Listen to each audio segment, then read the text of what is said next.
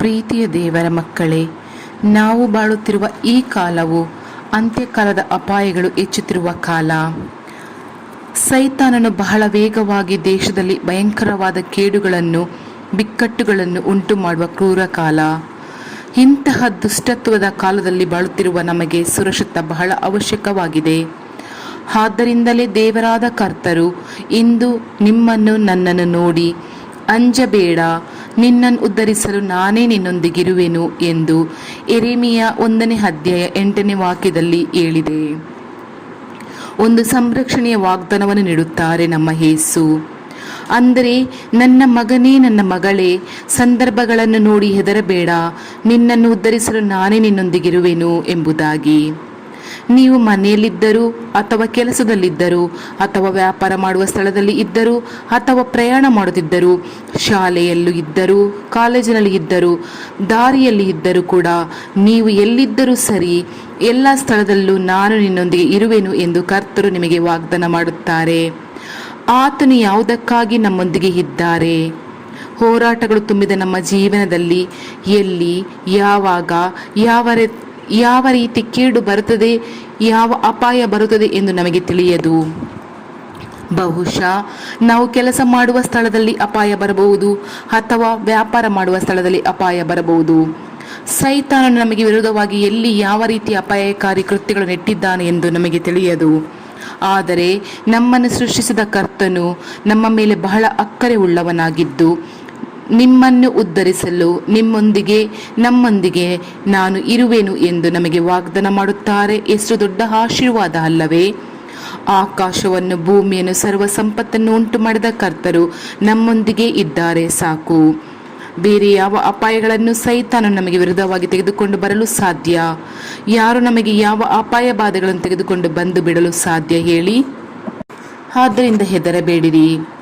ಈ ದಿನ ನಮಗೆ, ಈ ಹೊಸ ದಿನವನ್ನು ನಮಗೆ ಕೊಟ್ಟಿದ್ದಾರೆ ಅಂದರೆ, ಹೊಸ ದಿನವನ್ನು ಕಳೆದು ಈ ಒಂದು ರಾತ್ರಿಯ ದಿನವನ್ನು ಕೊಟ್ಟಿದ್ದಾರೆ ಅಂದರೆ ಅದು ನಮ್ಮ ಕರ್ತರಾದ ಯೇಸುವಿನ ಪುಣ್ಯ ಹಾಗೂ ಅವರ ಕರುಣೆ, ಅವರ ಕೃಪೆ. ಆದ್ದರಿಂದ ಬೆಳಗ್ಗೆ ಎದ್ದ ತಕ್ಷಣ ಮೊದಲು ನಾವು ದೇವರಿಗೆ ಸ್ತುತಿ ಸ್ತೋತ್ರ ಸಲ್ಲಿಸಬೇಕು. ನನ್ನ ಪ್ರೀತಿಯ ದೇವರ ಮಕ್ಕಳೇ, ಈ 2024ನೇ ವರ್ಷದಲ್ಲಿ ಕರ್ತರು ನಮಗೆ, ನಾನು ನಿನ್ನ ಪ್ರಾಣವನ್ನು ಕಾಯುವೆನು, ನೀನು ಹೋಗುವಾಗಲೂ ಬರುವಾಗಲೂ ಕಾಪಾಡುವೆನು, ಎಲ್ಲ ಕೆಡೆಯಿಂದ ತಪ್ಪಿಸುವೆನು ಎಂಬುದಾಗಿ ವಾಗ್ದಾನ ಮಾಡುತ್ತಾರೆ. ಆತನ ವಾಗ್ದಾನದಂತೆ ಕರ್ತರು ನಮ್ಮನ್ನು ತಪ್ಪಿಸಿ ನಡೆಸುವರು. ಅದೇ ಸಮಯದಲ್ಲಿ ಆತನು ನಮ್ಮನ್ನು ತಪ್ಪಿಸಿ ನಡೆಸಬೇಕಾದರೆ ನಾವು ಮಾಡಬೇಕಾದ ಕೆಲವು ಕಾರ್ಯಗಳು ಇವೆ. ನಾವು ಮಾಡಬೇಕಾದುದನ್ನು ಮಾಡುವಾಗಲೇ ಕರ್ತನ ವಾಗ್ದಾನವು ನಮ್ಮ ಜೀವನದಲ್ಲಿ ನೆರವೇರುವುದು. ಕರ್ತನ ವಾಗ್ದಾನ ಮಾಡಿದ್ದಾರೆ, ಮುಂದೆ ಆತನು ನೋಡಿಕೊಳ್ಳುವರು. ನಾವು ಹೇಗೆ ಬೇಕಾದರೂ ಇದ್ದುಕೊಳ್ಳೋಣ ಎಂದು ನೆನೆಸಿಕೊಂಡು ಇಷ್ಟದಂತೆ ಬದುಕಿದರೆ ಕರ್ತನ ಆ ಸಂರಕ್ಷಣೆಯನ್ನು ನಾವು ಕಳೆದುಕೊಳ್ಳುತ್ತೇವೆ. ಆದ್ದರಿಂದ ಪ್ರೀತಿ ದೇವರ ಮಕ್ಕಳೇ, ಕರ್ತನ ಸಂರಕ್ಷಣೆ ನಮಗೆ ಉಂಟಾಗಿ ಆತನ ಆಶೀರ್ವಾದವು ನಮ್ಮ ಜೀವನದಲ್ಲಿ ಕಾಣುವುದಕ್ಕೆ ಏನು ಮಾಡಬೇಕು ಎಂಬುದನ್ನು ನಾವು ಅರಿತುಕೊಳ್ಳಬೇಕಾದದ್ದು ಬಹಳ ಅವಶ್ಯಕವಾಗಿದೆ. ನೀವು ಯೆಹೋವನನ್ನು ಹೊಂದಿಕೊಂಡಿರುವ ತನಕ ಆತನು ನಿಮ್ಮೊಂದಿಗಿರುವನು. ನೀವು ಆತನನ್ನು ಹುಡುಕಿದರೆ ನಿಮಗೆ ಸಿಕ್ಕುವನು, ಆತನನ್ನು ಬಿಟ್ಟರೆ ಆತನು ನಿಮ್ಮನ್ನು ಬಿಟ್ಟು ಬಿಡುವನು ಎಂಬುದಾಗಿ 2ನೇ ಪೂರ್ವಕಾಲ ವೃತ್ತಾಂತ 15ನೇ ಅಧ್ಯಾಯ 2ನೇ ವಾಕ್ಯದಲ್ಲಿ ಇದೇ ಸತ್ಯವೇದ ಹೇಳುತ್ತದೆ. ಅಂದರೆ ಕರ್ತರು ನಮ್ಮೊಂದಿಗೆ ಇರಬೇಕಾದರೆ ನೀವು ಆತನೊಂದಿಗೆ ಇರಬೇಕು. ನೀವು ಆತನನ್ನು ಬಿಟ್ಟು ಬಿಟ್ಟರೆ ಆತನು ನಿಮ್ಮನ್ನು ಬಿಟ್ಟು ಬಿಡುವನು. ಕರ್ತರು ನಮಗೆ ನೀಡುವ ವಾಗ್ದಾನ ನಮ್ಮ ಜೀವನದಲ್ಲಿ ನೆರವೇರಲು, ಆತನು ನಮಗೆ ವಾಗ್ದಾನ ನೀಡಿದಂತೆ ನಮ್ಮನ್ನು ಆಶೀರ್ವದಿಸಲು ನಾವು ಮಾಡಬೇಕಾದ 3 ವಿಷಯಗಳು ಇದೆ. 1ನೆಯದು, ಪವಿತ್ರಾತ್ಮನಿಂದ ನೀವು ಆತ್ಮನನ್ನು ಕಾದುಕೊಳ್ಳಬೇಕು ಎಂಬುದಾಗಿ.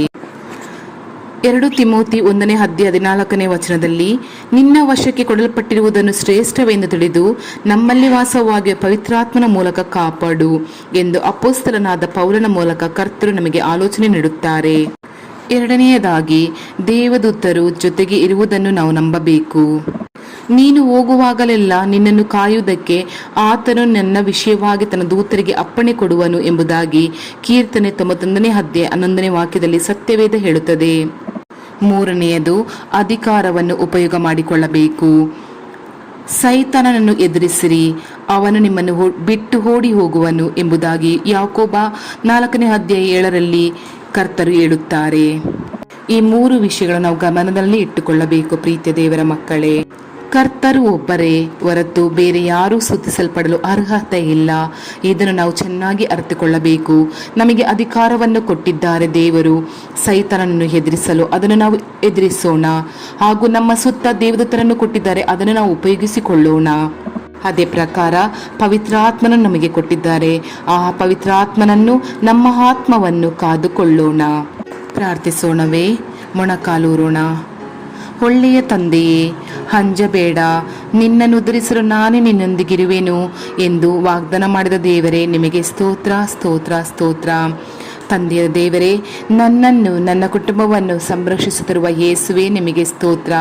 ಸದಾಕಾಲ ಇರುವ ದೇವರೇ, ನಿಮಗೆ ಸ್ತೋತ್ರ.